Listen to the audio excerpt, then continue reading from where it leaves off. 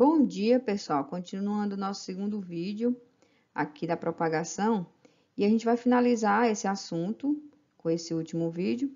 Vamos falar um pouco sobre a enxertia, os estolhos, brotos e divisão, todos por propagação vegetativa. Acompanhe.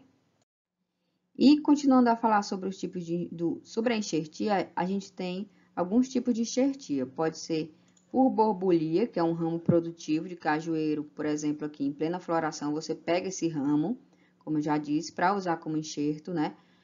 O ramo deve ser desfolhado, tira a folha e a panícula também, que vai produzir os frutos, é retirada, deixando pronto para a extração das borbulhas entumecidas, que são essas borbulhinhas aqui, pequenininho, ó. Vai ficar bem pequenininho.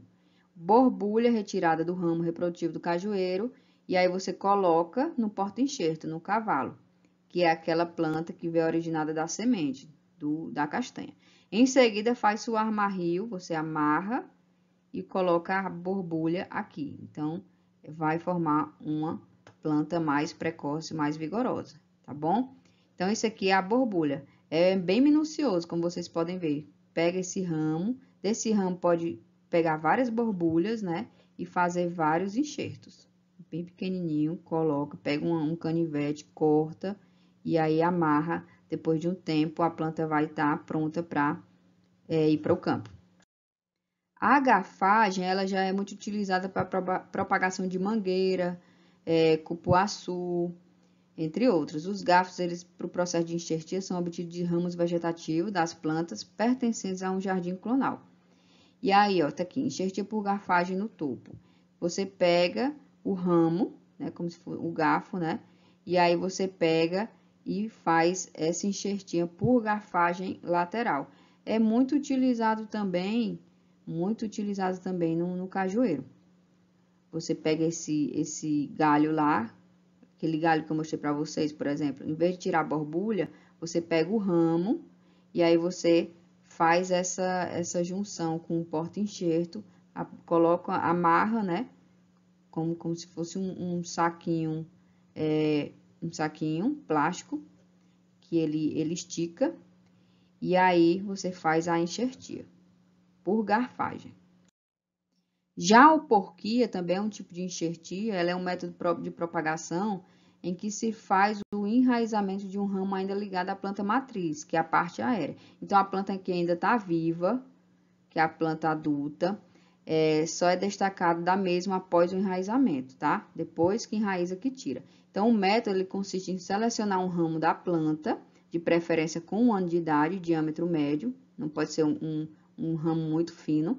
Nesse ramo, escolhe-se a região sem brotação, que não tem a brotação, e faz-se um anelamento de aproximadamente 2 centímetros, retirando toda a casca, que é o floema, como vocês estão vendo aqui, ó, anelagem. Vocês pegam um canivete, raspa e deixa desse jeito aqui, mostrando o floema, expondo o lenho. Depois disso, vocês cobrem o local exposto com um substrato umedecido. Pode ser uma fibra de coco e vocês envolvem com plástico transparente para facilitar a visualização, tá bom? Das raízes. Aqui, ó, é melhor fazer um plástico transparente para vocês verem aqui como enraizou, como tá produzindo a muda, né? Outra coisa, gente, vocês envolvem com esse plástico transparente e a finalidade é evitar a perda de água, amarrando bem as extremidades com um barbante. Vocês pegam um barbante aqui em cima e aqui embaixo para amarrar, ficando com o aspecto de um bombom embrulhado, como se fosse um bombonzinho embrulhado. Os fotoassimilados elaborados pelas folhas e as auxinas, que são os hormônios de crescimento, deslocam-se pelo floema e concentram-se acima do anelamento. Recomenda-se que a alporquia seja feita de preferência na época em que as plantas estejam em plena atividade vegetativa. A separação do ramo que sofreu a alporquia da planta matriz depende da espécie e da época do ano em que foi feito essa alporquia. Então, o que é que vocês fazem? Pega um canivete, deixa esse lenho aqui à vista, e aí vocês pegam um saco plástico, de preferência transparente, pega o barbante, amarra aqui em cima e amarra embaixo. Aí vocês estão vendo como já está formando uma nova muda, aí vocês tiram da planta mãe, né? E aí planta, entenderam? Então, é bem também Não é tão complicado de se fazer, e aqui é outro vídeo que vocês podem ver aqui no YouTube, como reproduzir por alporquia, que é uma reprodução assexuada, vegetativa, não é por semente, né? Outro tipo de enxertia, gente, é a mergulhia. A mergulhia, não sei se vocês conseguem entender, mas é como se fosse mergulhando no solo mesmo. Consiste em mergulhar um ramo no solo, sem separá-lo da planta-mãe, deixa a planta-mãe lá vivinha, com a finalidade de o mesmo regenerar um novo sistema radicular para depois ser separado. Então, vocês enterram no solo, não retira da planta-mãe, não separa, e aí ele vai enraizar. A mergulhia é feita no solo, vaso ou canteiro, quando os ramos da espécie são flexíveis de fácil manejo. O método de mergulhia consiste em enterrar parte de uma planta, como ramos, por exemplo, com o objetivo de que ocorra o enraizamento da região coberta. É um processo usado na obtenção de plantas que dificilmente se propagariam por outros métodos. O enraizamento, ele ocorre devido ao acúmulo de auxinas, pela ausência de luz na região enterrada ou coberta, que promove também a formação das raízes adventícias, que são aquelas raízes mais fininhas, né?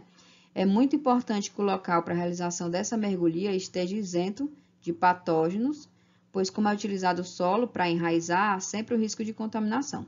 É importante também colocar um tutor na planta a ser enraizada para que a mesma cresça ereta. E também marcar, né? Para o pessoal não pisar. A mergulhia é um método bastante utilizado na obtenção de porta-enxerto de maçã, de marmeleiro, pereira também, tá bom? A gente não vê muito, mas é um tipo de enxertito que eu também queria falar para vocês. Então, enterra aqui, ó. Aí fica aqui enterrada e aí vai molhando e vai virando uma muda. A encostia é outro tipo de enxertia, que é a união entre duas plantas inteiras, é como o nome diz, encosta uma na outra, né?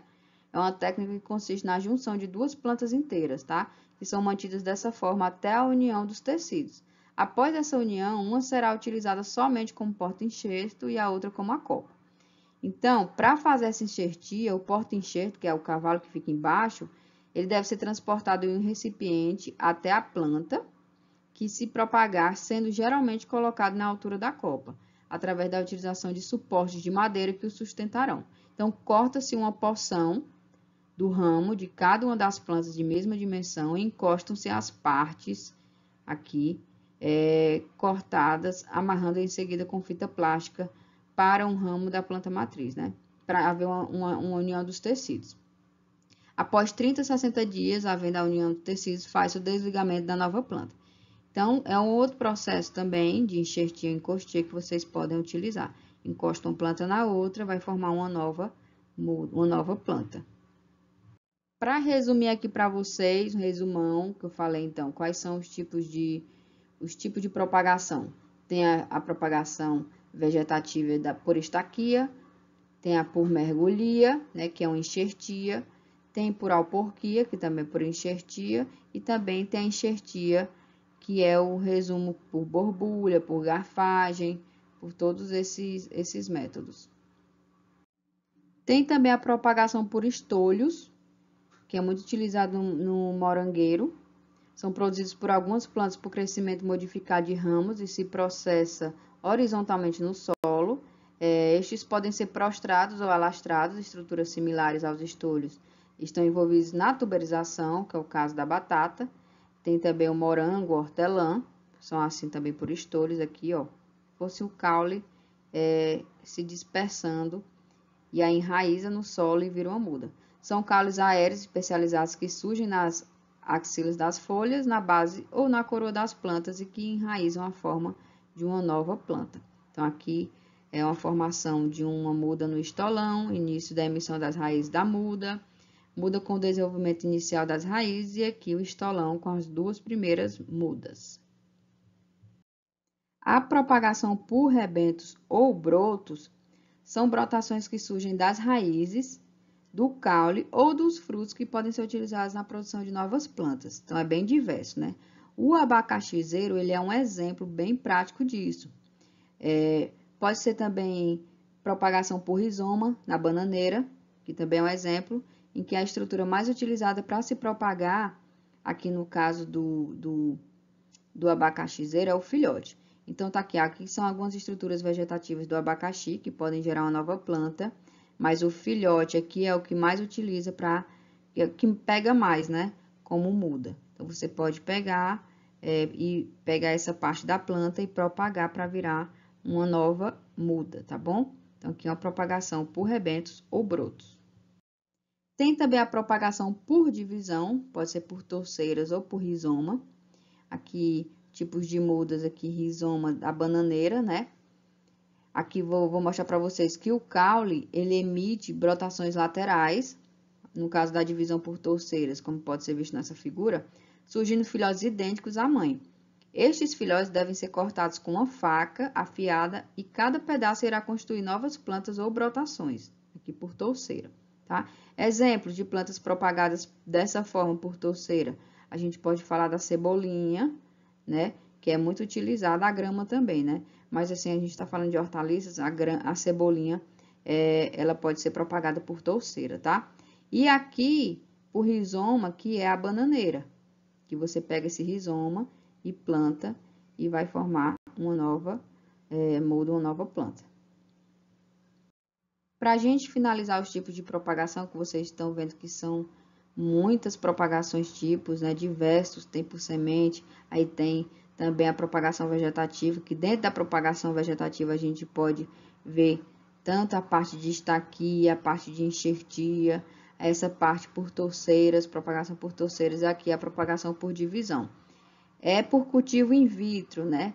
Por exemplo, a planta a ser propagada, você pega a plantinha aqui, aí leva para o laboratório, pega uma folha, você faz uma lavagem asséptica da folha, limpa a folha, coloca dentro de um vasinho com um vasinho transparente, corte da folha e preparação de pedaços para cultivo, os explantes, pega aqui, faz um corte em pedacinhos, pega esse pedacinho, coloca do explante em meio de cultivo, né, em meio de nutritivo, para que cresça essa planta, aí dá uma formação de calos, vários calos pequenos, enraiza esses calos, essas plantinhas, e depois de enraizar, coloca numa bandeja, que é o transplante das plântulas para o solo. E aí, então, uma folhinha dessa de uma planta, ela pode gerar várias plantinhas, né? Vários brotos, e esse é o cultivo in vitro, feito no laboratório. Finalmente, a gente finalizou esse assunto de método de propagação, que é de suma importância para a nossa profissão, para o nosso curso técnico agropecuária, em que a gente realmente tem que aprender a fazer o plantio e como que a gente vai produzir essas mudas, se é por semente ou se é vegetativamente, tá bom? Eu espero que vocês tenham gostado e qualquer dúvida estou no Classroom e também no e-mail. Bons estudos a todos!